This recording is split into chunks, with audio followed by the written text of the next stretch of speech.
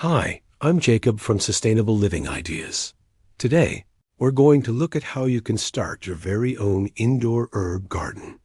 Imagine walking into your kitchen and snipping fresh basil, mint, or parsley any day of the year.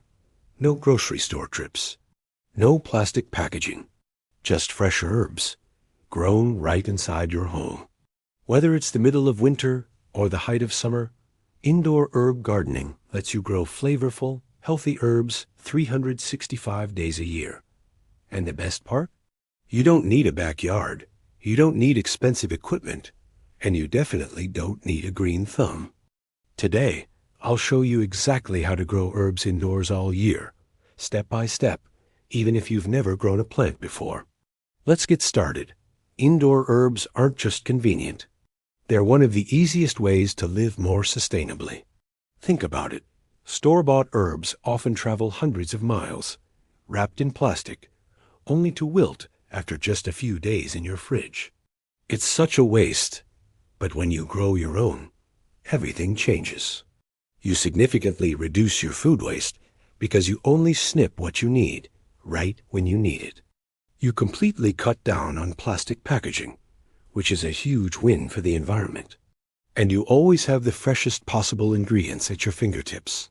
Beyond sustainability, having herbs in your home brings so many other benefits.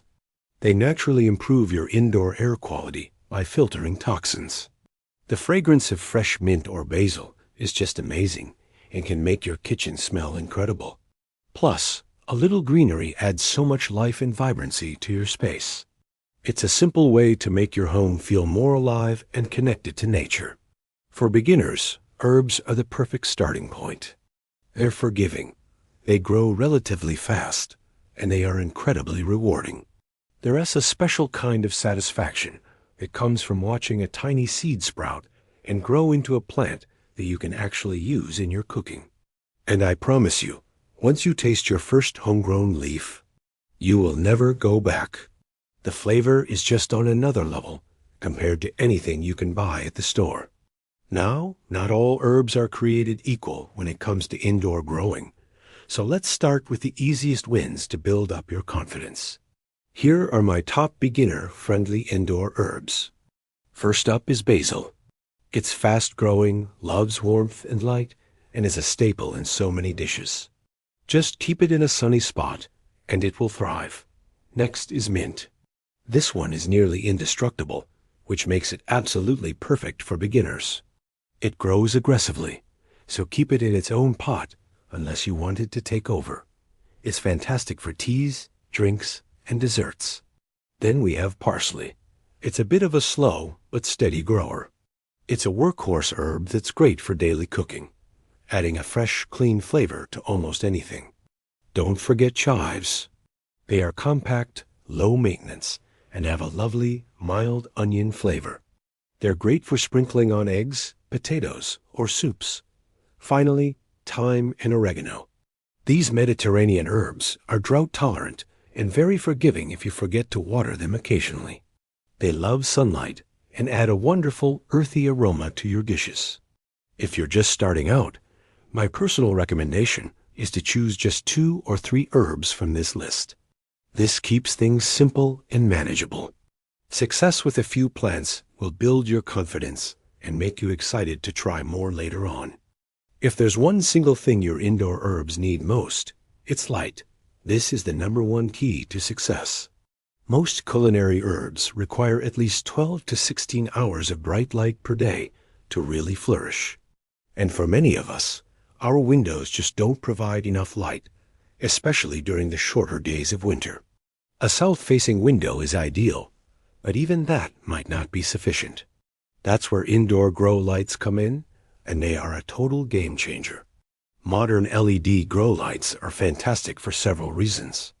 They are incredibly energy efficient, so they won't cause a big spike in your electricity bill. They are affordable and come in all shapes and sizes, making them perfect for small spaces. Plus, they run cool to the touch, so you don't have to worry about them burning your delicate herb leaves. You don't need a huge, complicated setup. A simple clip-on light or a shelf-mounted light bar works beautifully for a small herb garden. The general rule is to place the lights about 6 to 12 inches above the tops of your herbs. And for consistency, which plants love, I highly recommend putting your lights on a simple outlet timer. This ensures they get the exact amount of light they need every single day without you having to think about it. This is where I personally recommend checking out the grow lights linked below. Reliable lighting truly makes all the difference. Next up, let's talk planters. The container you choose is important, but you don't need anything fancy. Herbs don't need extremely deep containers, but what is absolutely essential is good drainage. Without it, the roots will sit in water and rot. So when you're picking out pots, look for ones with drainage holes at the bottom. It is also a good idea to place a tray or saucer underneath to catch any excess water and protect your furniture. Materials like terracotta or fabric are excellent choices because they are breathable, allowing air to reach the roots and helping the soil dry out more evenly. You can grow herbs in all sorts of containers. Simple, individual pots, long window boxes that fit on your sill, or even vertical planters if you're short on horizontal space. There are also countertop herb kits that come with everything included. For beginners, simple individual planters are often the best and easiest way to start. No complex systems are required to be successful. If you want an easy starting point, you'll find some great beginner-friendly planters linked in the description below. Now, let's tackle a common question. Should you use soil or hydroponics? Let's break it down. Soil growing is what most people are familiar with. It's generally easier for beginners because soil acts as a buffer, making it more forgiving if you overwater or underwater slightly. It's also less expensive to get started with. All you need is a bag of good quality potting mix. Hydroponics, on the other hand, is a method of growing plants without soil, using mineral nutrient solutions in a water solvent. It can result in faster growth and can be a very clean and tidy way to grow indoors. However, it requires more monitoring of nutrient levels and pH, and the initial setup can be more expensive. If you're new to gardening, my advice is to start with soil. It's straightforward and a great way to learn the basics of plant care. Once you feel comfortable and want to experiment, a small hydroponic system can be a really fun upgrade.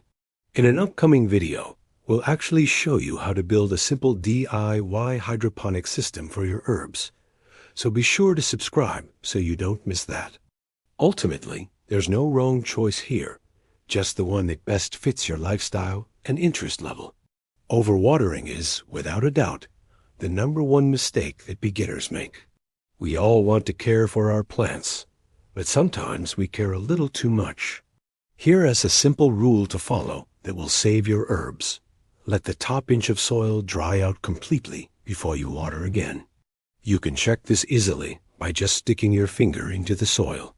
If it feels dry an inch down, it's time to water. If it's still damp, wait another day or two. Herbs much prefer their roots to be slightly on the dry side, rather than sitting in soggy, waterlogged soil. A couple of other simple care tips will keep your plants healthy and productive. Remember to rotate your plants weekly. This ensures that all sides of the plant get equal light exposure, promoting even growth and preventing them from leaning in one direction. Also, prune your herbs regularly. Snipping off leaves actually encourages the plant to become bushier and produce more growth. Finally, if you see any flowers starting to form, pinch them off. This keeps the plant's energy focused on producing flavorful leaves rather than seeds.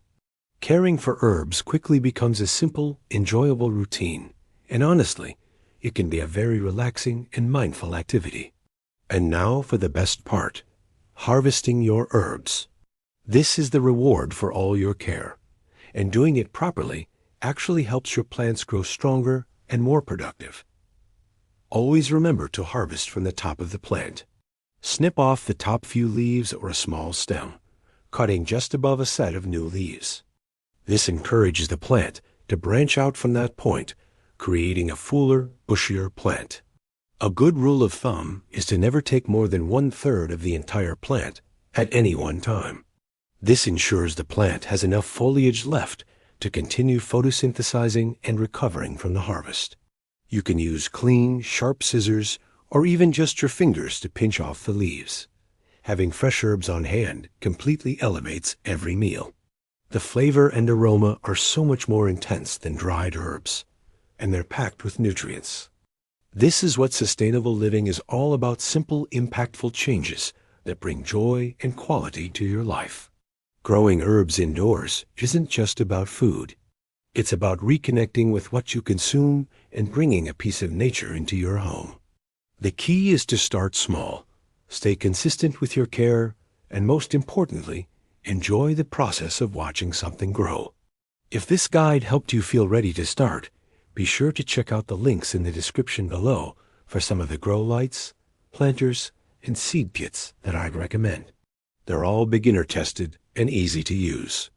Don't forget to like this video, subscribe to Sustainable Living Ideas, and share this with someone you know who wants fresh herbs 365 days a year. Thanks for watching, and happy growing.